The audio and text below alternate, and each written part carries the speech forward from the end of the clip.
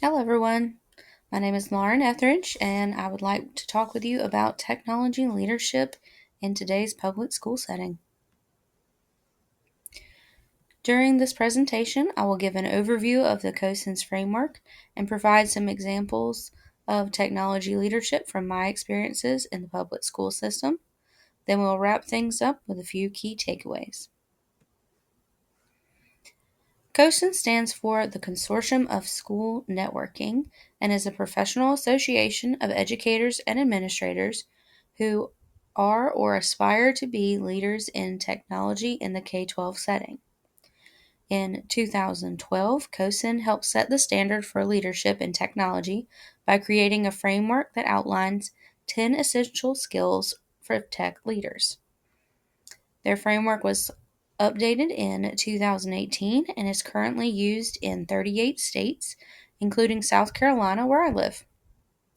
The framework has three main categories: leadership and vision, understanding the educational environment, and managing technology.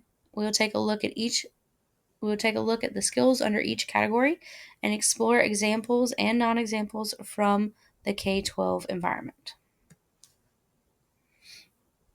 For each category, I have listed the main skills identified in the COSINS framework.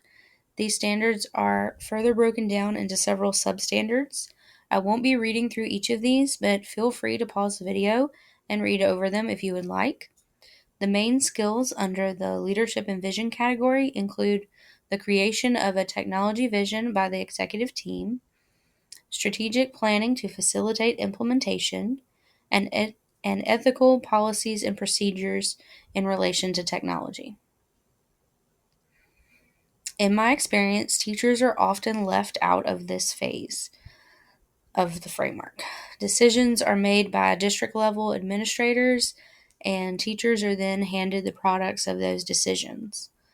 The last big technology initiative that I feel had a major impact on how teachers at my school teach and interact with technology was a few years before COVID, when, as a district, we implemented Google Suites as our management system. We had a technology coach at the time who was very good about working with teachers to help them use Google Classroom in conjunction with the other Google apps to enhance instruction and accessibility. Thankfully, we were already working toward this initiative before COVID happened, and these skills became a necessity instead of an option.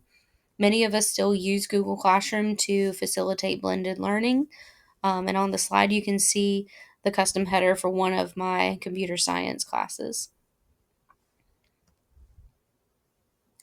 The second category is understanding the educational environment, and this deals with professional development for staff as well as building and um, training and gaining enough support staff. The focus here is on data-driven decision-making and student-centered instruction. One of the substandards in the category is also about mentoring and empowering others to assume leadership roles. While not directly related to technology, our state requires new teachers to be assigned a mentor for their first year of teaching. A few weeks ago, I had the opportunity to be trained as a mentor for the first time, and I'll be supporting two educators this school year. In addition to this, the South Carolina Association for Educational Technology hosts an EdTech conference every year to promote professional development, collaboration, and networking across the state. I was supposed to attend this conference last year, but my volleyball team was in the lower state playoffs that week, and I was unable to attend. I'm really looking forward to attending this year at the end of October. One of the featured events is actually a training to prep individuals for to become a COSIN certified educational technology leader. So I'll be looking into that training option further as the conference approaches. The third category is management and technology and support resources. Again, you can pause the video if you would like to read further into each of these standards. There are 5 for this category. The first few standards deal with information technology and appropriate infrastructure, communication with stakeholders, and wise decision making in regards to budgeting for technology and support systems. Again, I feel like this is mostly a upper level administrative role. It typically happens at the district level and sometimes involves the school administrators, but oftentimes does not have much teacher input. The final two standards in this category deal with responsible data management, privacy, and security. Years ago, before our school was one-to-one with student devices, our district actually experienced a security breach due to a phishing email that someone opened.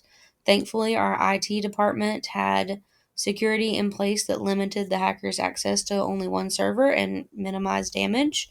But in addition to that, privacy and security, when it comes to our data, is just becoming more and more of an issue and something that everyone has to be aware of, classroom teachers included.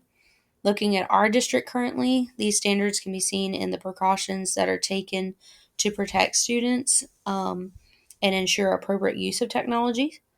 Teachers are only allowed to use apps and programs that have been properly vetted and meet security standards and adhere to national and state laws. Parents and students sign the district's technology agreement policy, and we use GoGuardian to monitor proper use.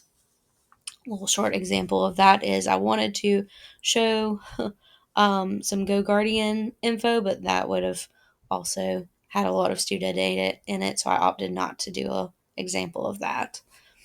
In regards to communication systems, as a member of the team that manages our school website and social media page, I've been trained on ADA compliance. In addition to this, we utilize print and digital newsletters, phone call notifications, class dojo messages, and a digital marquee, all to facilitate communication with our stakeholders and foster a sense of community. On the slide, you can see a screenshot of our school newsletter and website. After reviewing the COSINS framework and looking at the leadership and technology practices in my school district, there are three main takeaways that stand out to me. First, technology integration should be student-centered. The main purpose of technology should be to enhance the education of our students, whether that is through direct integration into instruction, data analysis, communication, or security. It should all be focused on how are we improving the educational experience of our students. Secondly, there has to be a lot of planning and support before implementation of any technology initiative. It's vital to the success of any plan. If strategic steps are not laid out and followed, there will inevitably be costly pitfalls that could have been avoided. Um, and lastly, input from all stakeholders is essential to effective technology implementation. If teachers, parents, administration, and district level personnel are not on the same page, or at least communicating about the priority of needs, a lot of time and effort could be wasted on low impact initiatives. So we really want to hone in on what is going to have the most impact and be the most beneficial for our students. These are just a few of my thoughts when considering leadership in regards to educational technology. It really takes a well-established tech team to keep schools up and running and to make a positive impact on our students. Thanks for watching my presentation. To learn more about the COSINS framework and the essential skills for technology leadership, check out www.cosins.org and have a great day.